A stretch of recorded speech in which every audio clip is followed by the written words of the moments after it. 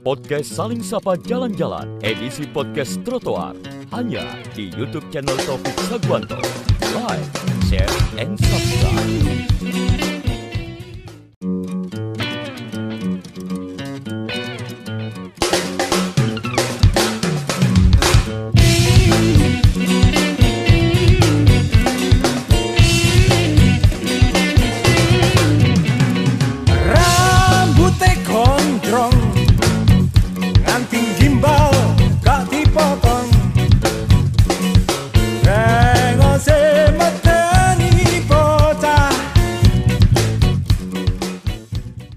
Halo teman-teman podcast Saling Sapa edisi podcast trotoar. Episode kali ini luar biasa sekali karena kita benar-benar ada di trotoar ya, sama ya, di depan toko merchandise-nya Kue Pasut. Terima kasih sudah memberikan tempat buat kita untuk podcast. Terus langsung aja kita kenalkan yang pertama. Narasumber pertama kita yaitu Mr. Aziz atau Mr. AA, seorang praktisi hukum. Beliau juga sekarang punya hobi baru yaitu menjadi analis politik. Asik. Sebelahnya ini Gus, seorang Gus Makin, tokoh masyarakat dari Gawakis gitu ya. Nah, disclaimer teman-teman, jadi kalau kata Gus itu tunggal, jamaknya Gawakis. Kalau kata tunggalnya Ning, Gawaning ya. Ya jadi lengkap ini. Tapi esensinya kita semua di sini adalah santri ya. Tapi untuk Gus itu biasanya agak berat ya Gus ya. Gus gak boleh nakal, kalau santri boleh nakal. Iya, jadi tema episode kali ini kita membahas tentang Pilkada 2024. Apakah mampu menjadi sebuah pemerintahan kelak ketika mereka salah satu pemenang, menjadi sebuah pemerintah yang pro rakyat, menghasilkan pemerintahan yang pro rakyat. Langsung saja pada the one and only Al-Mukarram Mr. AA. Sederhana aja, simple. Baik, terima kasih. Assalamualaikum warahmatullahi wabarakatuh. Sahabat Taufik, kalau tadi ditanya apakah Pilkada 2024 itu akan mampu menghasilkan pemimpin yang pro dengan rakyat, kan begitu? Kalau pertanyaannya itu, yang harus dijawab, apakah pemimpin terpilih nanti memiliki komitmen untuk tidak korupsi?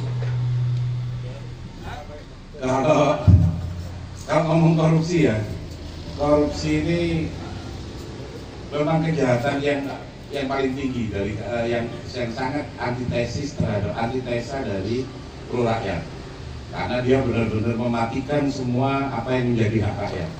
Korupsi ini mematikan semua sendi dari apa yang terjadi di rakyat. Tapi melihat tiga tokoh, makanya kita ngomong di Kota Malang nih. 1, 2, 3. Kita sama-sama tahu di salah satu kontestan ada yang dulu terjerat kasus korupsi. Terus kemudian salah satu kontestan juga langsung ngomong bahwa kami anti korupsi. Membedakan antara mantan napi korupsi terus kemudian apakah ketika dia kembali akan ada jaminan kemudian dia akan menjadi apa istilahnya ya, menjadi tokoh yang kemudian anti korupsi, atau mungkin ada yang memang jelas dalam visi-visinya ada ketika ngomong anti korupsi, apa benar yang dia tulis? Menurut saya seperti apa? Jaminannya apa? Apakah ada undang-undang yang bisa menjamin? Atau kalau nggak ada jaminan, sebagai pemilih cerdas, apa yang bisa kita lakukan agar kita menghasilkan calon pemimpin yang kelak ketika dia memimpin benar-benar anti korupsi dan bukan sekedar omong doang? Ya, jadi kalau bicara tentang pemimpin itu kan leader ya. Kalau orang menyebut semua orang bisa menjadi pemimpin, tapi tidak semua orang mampu menjalankan apa yang disebut dengan leadership, seni memimpin. Semua orang bisa jadi leader, bisa jadi pemimpin, tapi tidak semua orang mampu menjalankan apa yang disebut dengan leadership, seni memimpin.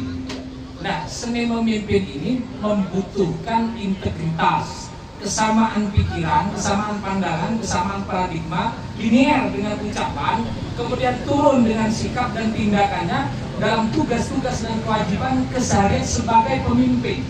Bila itu tidak linear, maka akan dilekatkan dengan satu istilah yang disebut dengan tuna integritas, tidak berintegritas. Itu poin pertama begitu, teorinya begitu, gitu. Kemudian yang kedua, kalau bicara tentang apakah pemimpin ini betul-betul memiliki komitmen kepada pemberantasan korupsi, pencegahan ya, pencegahan terutama ya, pencegahan terutama, artinya begitu tahu bahwa ada potensi yang bakal terjadi yang mengarah kepada KKN misalnya, korupsi, kolusi, nepotisme, maka yang memiliki komitmen itu dia akan melakukan pencegahan. Dia tidak akan membiarkan orang lain untuk memperkaya diri, orang lain untuk menguntungkan diri sendiri, kelompok dan golongannya. Nah, menghentikan itu disebut dengan komitmen pada pencegahan dan pemberantasan korupsi. Yang demikian itu berintegritas. Ya, tepuk tangan. Keren sekali nih. Tapi balik lagi nih yang saya ngomong. Ini agak tajam saya ngomongnya. Bagaimana pilkada ini akan menghasilkan orang-orang yang anti korupsi, kolusi, gitu kan, nepotisme. Karena untuk kadang menjadi seorang pemimpin itu nggak gratis tuh, harus ada, bahkan ada ngomong kebenaran itu harus dibeli, harus ada amplop. Nah, kalau ngomong soal ini saya coba Gus makin. Jadi jenengan kalau lihat sekarang kita nggak usah nutup mata lah ya, semua pasti kadang yang nakal ya masyarakatnya juga kadang. Wani piro kayak piro ya tak pilih gitu kan. Menurut jenengan seperti apa ini? Karena ketika menjadi pemimpin dia harus mengeluarkan sejumlah dana. Pasti ketika nanti sudah jadi pengen dananya balik loh. Itu logika pripun Gus? Bismillahirrahmanirrahim. Assalamualaikum warahmatullahi wabarakatuh. Saya mengutip dikit dari Al-Quran, wa ma Muhammadun illa rasul. Allah itu sudah memberikan contoh tentang politik kita. Allah sudah menurunkan Nabi Muhammad. Wama itu kan dalam artian apa itu? Muhammad, yakni Muhammad kekasihku. Illa rasul berarti dalam artian gini, seorang pemimpin harus cakap dalam hal satu, masyarakat ini keinginannya gimana. Ada masyarakat yang dikucilkan dari segi ekonomi, atau ya setelah gini trotoar, cangkuran trotoar. Ya, saya merasa lebih keren dari kita ngomong di ruang-ruang ber-AC Gus. Nah, karena ruang-ruang ber-AC itu kita bohong Gus. Kita pakai datang pakai jas, kan jas panas ya. Tapi kita akhirnya butuh AC Gus. Kalau di sini malah kayaknya kita butuh jas Gus, karena adem Gus. Asal. Jadi yang namanya pemimpin itu kan harus tahu aspirasi dari masyarakat. Itu kuncinya Gus. Kuncinya itu. Jadi bukan fokus ke dirinya. Bukan. Makanya ada istilah senyap ya. Kalau yang narsis ini berarti agak berat. Nah itu yang menjadikan sesuatu hal pemimpin. Oh iki ono waktu, ini ono kesempatan. Makanya kita eling Dono Kasino Indro. Gimana? Ada kesempatan harus kita perbaiki. Itu kalau pemimpin yang mampu. Tapi kalau pemimpin yang tidak mampu, gimana? Ada kesempatan ya ikuti cukup. Oke. Jadi sebenarnya kalau mau mimpin sekedar untuk narsis, untuk menunjukkan diri, berarti Anda salah niat. Kalau sekedar jadi pemimpin kemudian masih bingung dengan golongannya, dengan karepe dhewe, berarti Anda salahnya jadi pemimpin. Terus kalau Anda pengen di balik kepemimpinan itu Anda belum bisa nuruti omongannya uang, maunya orang, atau belum bisa mendengar dengan baik, tapi masih fokus untuk ngomong, berarti Anda salahnya jadi pemimpin. Jadi gini, Jeru Gus Ge. Jeru, sangat jeru sekali. Karena masyarakat sekarang itu kan lebih pintar, lebih cerdas, dimana masih banyak hitung-hitungan. Nah, hitungan. Jadi loh, wani piro. Kan gitu. Wani pironya itu dalam hal apa namanya? Wani piro hitungannya kalau memang sesuatu dari masyarakat itu tadi sudah berbicara yang semacam itu, berarti kan dari pimpinan sudah memberikan lampu hijau. Dalam arti apa? Sudah memimpin tapi si butuh sing liang. Jadi nggak matching belas. Nah, kita coba satu ini, narasumber kita ini Sam Ambon ini benar-benar dari grassroots, perpanjangan penyambung lidah kaum bawah. Omongan di trotoar itu saya pastikan bahwa omongan paling jujur, yang lebih jujur daripada yang ada di kantor dewan atau yang ada di balai kota. Saya pengen dengar omongan dari beliau. Aslinya Sam, calon pemimpin sing masang sing ngekei rego, apa masyarakat sing njaluk dibayar Sam?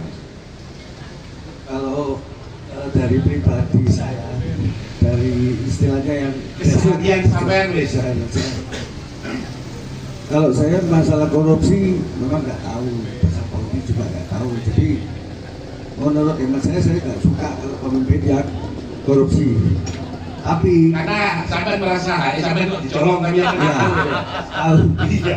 Tapi menurut saya sekarang nanti siapapun yang jadi bisa menuntaskan tragedi Kanjuruhan. Itu saja yang dari saya. Simpel, satu kata tapi apa? Tapi harus terus berjuang, nggak boleh surut. Kita akan terus mengkritisi itu. Pak Aziz juga terus makin orang yang sangat kritis untuk urusan tragedi Kanjuruhan. Nah, terus kalau di sekarang yang sampai dengar sing garai ono dodol tinuku iki Sam. Dodol tinuku aplopan iku Sam. Iku gara-garae sing kaki calon mimpin awakno amplop, opo masyarakatnya sing ngekei tarif? kalau menurut saya itu yang dari atasan. Dari atas, ini loh. Ini seorang paling jujur sudah. Lek sampean gak ndodono amplop, wong yo gak takon njero amplop ono rego piro, masuk akal ini. Ini lebih jujur dari yang dikatakan balai kota atau gedung DPR ini. Jadi sebenarnya itu ya Sam ya. Sebenarnya nggak ada istilahnya masyarakat ngasih tarif sesuatu. Dari atasnya memang begitu. Dari atasnya, kalau dari sini istilahnya dari yang komunitas Kopasut apa komunitas atau warga yang biasa sampean krungu teko arek-arek ngekei tarif apa aja ditawari. Itu saya biasakan tidak ada. Tapi kita kalahnya dari atas turun dulu. Nawari ya. Kita yang kepinginnya mau pemimpin yang jujur kalah sama yang apa-apa. Sampean gak nrimo tapi tonggo sebelah nrimo. Sak keluarga gak nrimo, sepupu nrimo. Ya akhirnya memang itu memang. Dan bisa jadi ini akan bermasalah karena kita akan tanya kalau duluan mana masyarakatnya ngasih tarif atau pemimpinnya yang ngasih harga. Ini duluan ayam atau telur ini? Kan sama kayak gitu ya. Itu duluan yang jual. Duluan yang, nah itu loh. Iki jujur, tetap iki paling jujur. Kata-kata yang ada di trotoar itu jauh lebih jujur daripada kata-kata yang ada di gedung dewan ataupun di balai kota. Itu sudah penuh tipu-tipu dan tapi-tapi. Sama Aziz, Nah, ini sama sih tak tanyain lagi nih. Menurut sampean, kita pernah terjadi tragedi semua anggota dewan mondok bareng itu. Terus pemimpin daerahnya. Kira-kira setelah itu Malang apakah menurut sampean secara objektif menilai apa hal itu akan masih terjadi atau lebih rapi tipu-tipunya atau gimana, kan ngerti aja Pak? Ya, kalau kita melihat sejarah misalnya ada 41 anggota legislatif di Kota Malang. Pemimpinnya di Kota Malang, pemimpinnya di Kabupaten Malang, pemimpinnya di Kota Batu, Malang Raya tersapu bersih dikerangkeng oleh KPK. Artinya modal bersama-sama. Ya. Nah, ini kenapa ini bisa terjadi? Karena satu, itu diawali dengan adanya niat jahat. Niat jahat ini kalau ditarik dalam sudut teori itu disebut mens rea. Mens reanya ada. Mens reanya ada. Niat jahatnya ada untuk kemudian menggarong, untuk kemudian merampok duit negara yang sejatinya itu duit rakyat, yang sejatinya itu untuk fasilitas umum, itu kemudian menjadi tidak baik. Jalan-jalan yang sejatinya itu mulus, berlubang, hujan, orang tak tahu bahwa di situ ada lubang. Kemudian jalan jatuh meninggal. Yang seperti ini sesungguhnya bisa digugat pemerintahnya itu. Yang disebut dengan class action. Ah, ini harus diajari nih, sama harus diajari gimana class action mamanya. Lagi enak-enak parkir terus hujan banjir kok gak sat-sat yo, terus menghasilkan jalan berlubang. Class actionnya itu nanti. Nah, class actionnya itu ke pengadilan negeri. Itu gugatan perdata. Dapat dilakukan lebih dari 2 orang, cukup. Ya, 2 orang cukup memberikan kuasa kepada seseorang yang dianggap mampu untuk menjembatani melakukan acara di pengadilan dan atau menggunakan advokat, menggunakan lawyer, menggunakan sampean maksudnya. Boleh. Oh, boleh. Saya boleh, yang lain juga jadi boleh. mulai sekarang sampean tuker-tukeran nomor. Nek ono gak enak di kota iki, sampean minta tolong beliau. Nah, ada budal dhewe sampeyan nyasar. Itu butuh keadilan, karpe sampean kelangan wedhus, tambah kelangan sapi. Nah, jadi malam ini jujur Mas Taufik, Sam Ambon, kemudian Gus Makin, saya senang sekali, ini pertama kali, walaupun saya ini sering lewat pada dasarnya begitu ya. Saya sering lewat, kadang malah mangkal di sebelah sesungguhnya gitu. Soto itu ya? Enak sama nih, konco atau soto ya? Nah, awak luwe, gila saya waduh. Jadi, yang mau saya sampaikan ke publik di tempat ini, Fima Hukum Progresif Law memiliki program pro bono publiku. Berarti bantuan advokat pada publik gratis. 0 rupiah. Tuh, kami jualan 0 rupiah. Artinya apa? Komitmen kami bahwa kalau tadi disebutkan ada tragedi Kanjuruhan, kita tidak boleh diam. Kita tidak boleh bahkan sebenarnya berhenti. ini berandai-andai. Andai kata kita punya pemimpin daerah waras gitu ya. Terus Bupati Malang, Wali Kota Batu, terus Wali Kota Malang meng-hire advokat untuk menuntut, sebenarnya boleh nggak sih? Boleh.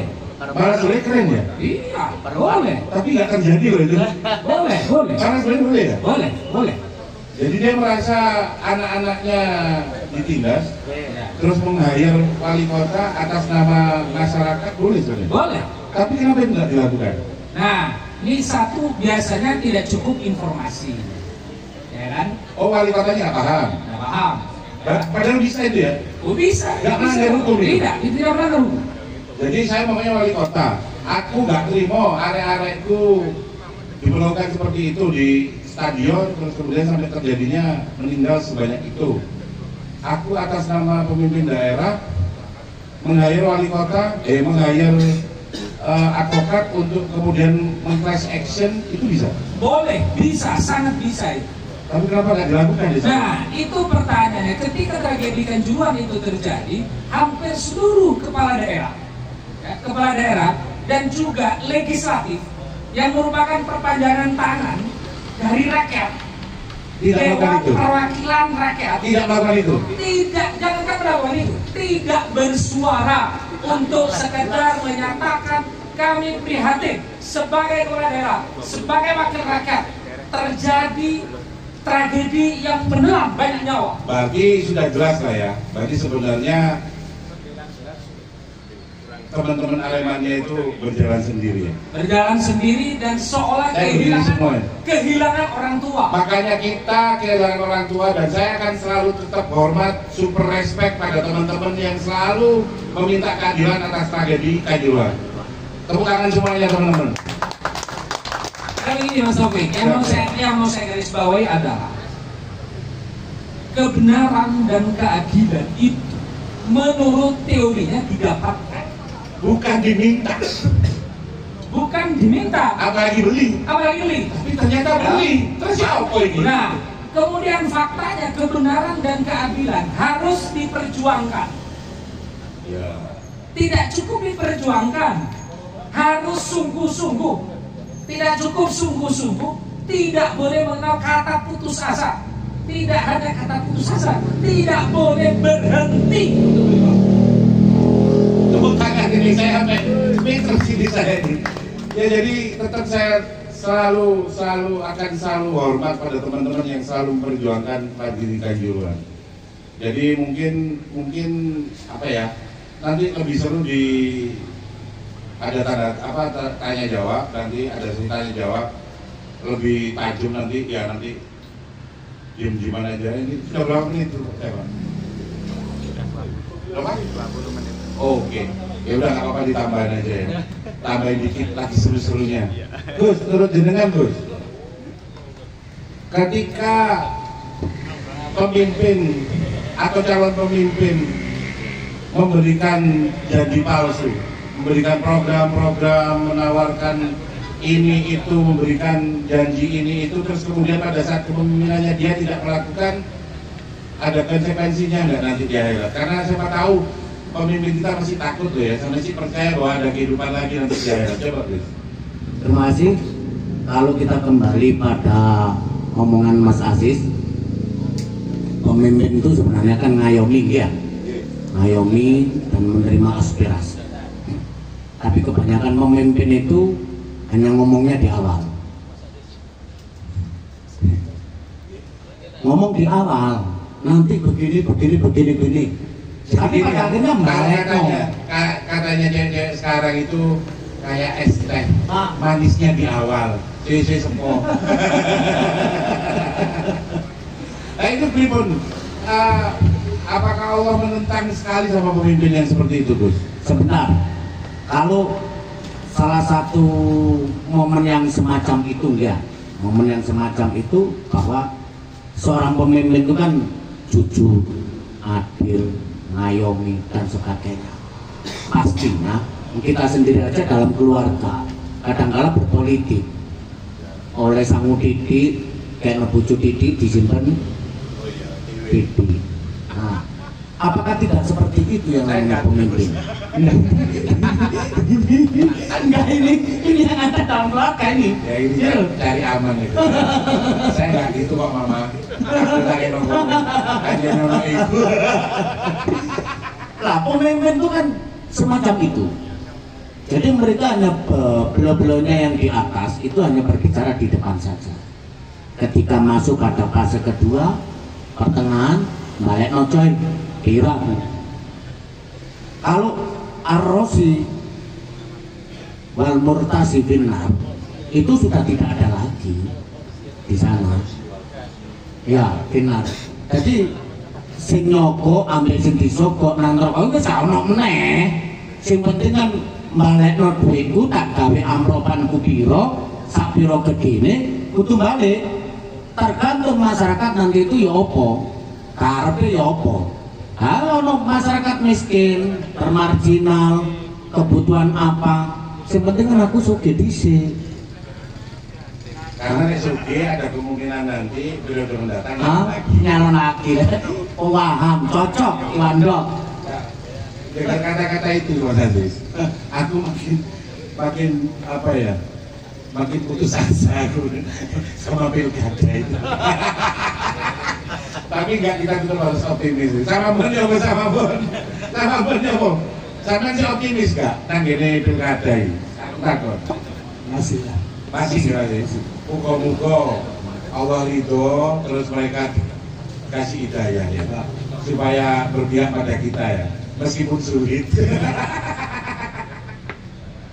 Ya mungkin cuma doa ya. Iya, saya selama-lamanya iman minimal sih doa api mas. Doa terus. Doa gak orang sama Bon iki. Dongakno wong sering ya pengajian kok kene sik dongakno pemimpin ae. Mulai orde baru, orde lama, orde baru, sampai pada orde lama lagi sekarang, doa itu nggak pernah putus Dari rakyat ya. Rakyat. Ya Allah, ya Allah. Bahkan para masayikh, kiai-kiai, atau bahkan kaum trotoar seperti ini, itu nggak pernah lepas dari doa. Ya Allah ya Rob, berikan kami pemimpin yang adil. Itu gimana Mas Aziz? Monggo. Ya, Mas Aziz ini agak teknis ya. Jadi kalau bahasa orang zaman dulu itu pemimpin itu cuman nggak ruwet kok. Jadi minta sandang, papan, pangan, kesehatan, pendidikan. Apakah sampean masih positif bahwa hal itu akan juga diperjuangkan? Atau cuma normatif aja, sekedar menjalankan formalitas menjalankan? Karena saya lihat pendidikan gitu aja, masyarakat SD, SMP itu sudah nggak imbang loh kursinya, makin sedikit. Kursi SMA makin sedikit, kursi kampus bahkan teman-teman itu menghitung cuma 5% dari masyarakat Kota Malang yang katanya ada 62 kampus, tapi cuma 5% aja yang sanggup kuliah, liane orang kuliah. Padahal kan itu seperti apa istilahnya ya, orang ini tempatnya minyak tapi kehabisan solar, itu kan lucu kan gitu. Sama di sini tempatnya pendidikan, ternyata nggak semua anak Malang ini bisa berpendidikan layak gitu. Jadi menurut sampean seperti apa itu real terjadi atau gimana? Atau rata-rata kelas 3 kan gratis gitu, tapi setelah ditelusuri tempat tidur untuk pasien kelas 3 tidak pernah cukup dan tidak segaris dengan jumlah pasien. Menurut sampean seperti apa itu? Apa yang harus dilakukan masyarakat yang cerdas ketika menghadapi kenyataan seperti itu? Ya, jadi sesungguhnya kalau bicara pemimpin, ciri utama yang bakal ngibul rakyat itu pasti yang muluk-muluk bicaranya, itu sudah pasti. Wah, ini dengar ini paslon-paslon ini. Itu udah pasti ngibul. Kon akeh ngomong pasti kon niku akeh ngibule. Ngibul. Tapi kon yang meneng-meneng dek amplop ya foto bahaya itu. Nah, iya. Foto ae niku. Jadi banyak ngomong, muluk-muluk, programnya nggak masuk akal. Yang bisa kemudian dijelaskan? Bagaimana kemudian Cari perhatian aja. Popularitasnya terus naik, kan begitu ya, elektabilitasnya terus naik, tingkat keterpilihan, dapat suara elektoral itu terus yang diperjuangkan, muluk-muluk udah pasti ngibul. Ini pertama. Ya. Terus setelah ngibul, kemudian yang kedua, yang diam-diam tapi kemudian menghanyutkan, diam-diam itu ngakali anggaran, diam-diam dia memotong hampir seluruh anggaran 20-30%, bahkan di muka, begitu ya, bahkan di muka, bahkan proyeknya belum ada ini. bahkan pemainnya sendiri tidak main, itu justru ada penonton itu ikut main di situ seolah-olah jadi pemain utama, gitu loh. Waduh. Nah, ini menjadi Ini persoalan pemimpin, ya. kan begitu ya? Ya. Nah, kalau kita ingat misalnya, sesungguhnya kalau orang dari Surabaya itu, Mas Taufik ya, itu kan masuknya dari Lawang, Mas Ambon ya, masuknya mesti dari Lawang kan? Jadi masuknya Malang itu sudah benar melalui Lawang. Lawang ini pintu mas. Ya. Cowok ini ya nggak sopan berarti Banyuwangi karena masuknya dari Genteng. masuk dari Genteng. Nah, ini melebuni wis teko Lawang, wis bener ini melebuni. Tapi begitu masuk Malang mas. Oh, oke. Itu kata-kata yang sederhana tapi nyereti koyo kerupuk raba. Nanti malah ini terus malah gitu. Oh, inti-inti omongannya ini. Jadi mungkin teman-teman podcast yang sama jalan-jalan Taufik Sagwanto mungkin sampai di sini dulu, sedikit tapi bermanfaat. Kita di next episode akan menyindir jauh lebih keras lagi di podcast model trotoar kayak ini. Semoga tayangan bermanfaat. Mungkin saya tutup dengan kayak Ustadz ini. Kullukum ra'in wa kullukum mas'ulun an ra'iyatihi. Setiap orang adalah pemimpin dan setiap kepemimpinan dimintai pertanggungjawaban. Semoga tayangan ini bermanfaat. Wassalamualaikum warahmatullahi wabarakatuh.